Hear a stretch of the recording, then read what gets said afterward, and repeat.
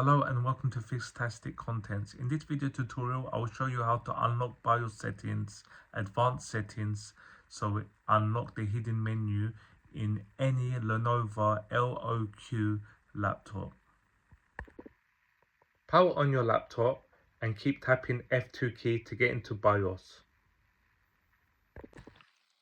Hold down FN key and press R for 2 seconds.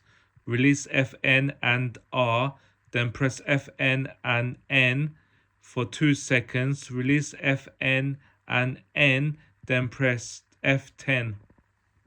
Restart your laptop. Keep tapping F2 key to get into BIOS, and you should now see the hidden BIOS advanced menu options.